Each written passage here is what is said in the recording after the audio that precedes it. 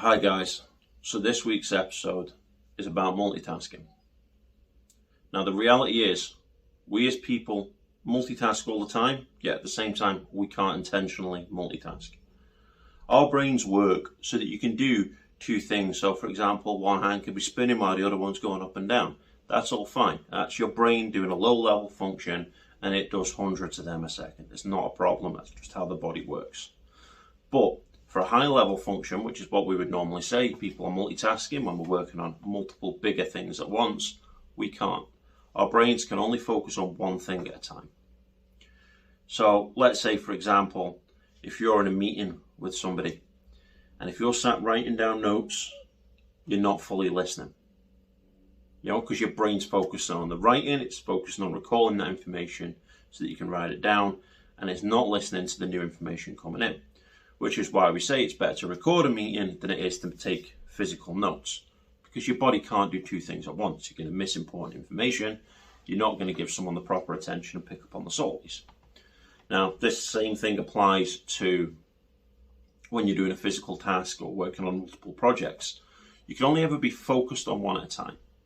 Now, there are those amongst us that are brilliant at this, and they can switch from task to task rapidly. Their brain will switch from one thing to another, everything is siloed in their mind, and they just jump from one to the next. And these people appear to be brilliant at multitasking.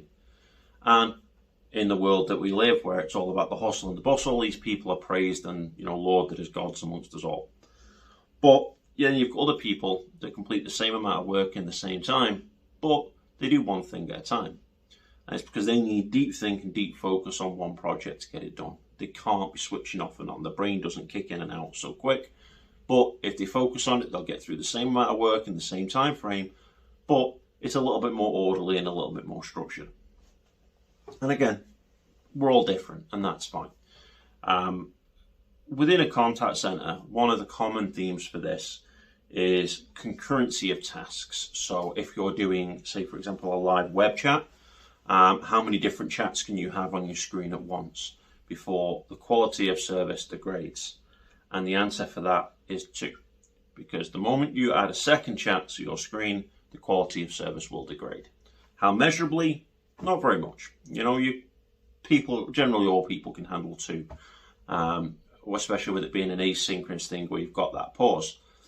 And it's about finding that level whereby the asynchronous starts to speed up, because there's too many different things happening at asynchronous times that it becomes almost synchronous conversation, and then you can't keep up with everything that's going on your screen, and that's where things become a problem.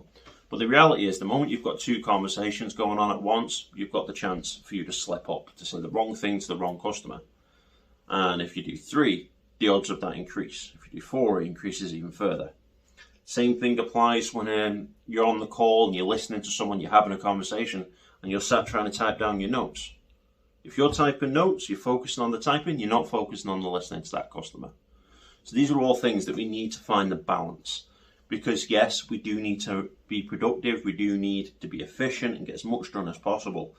But we need to find that balance between how much we're willing to degrade a service, or how noticeably will we degrade a service before it's a negative experience for our customers and for our staff. You'll have seen people that are dealing with 20 things seemingly at once, and they're so stressed.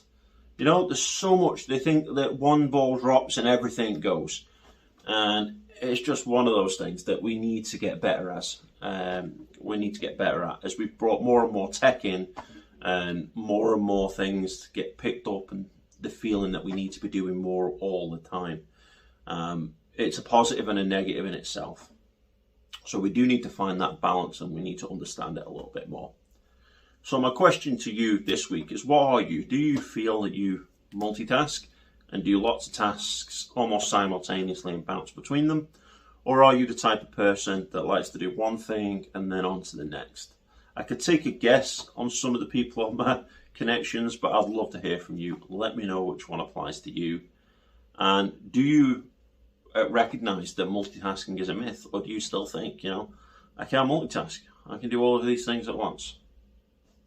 Some people thrive in that environment, others do not. I'm curious where you sit.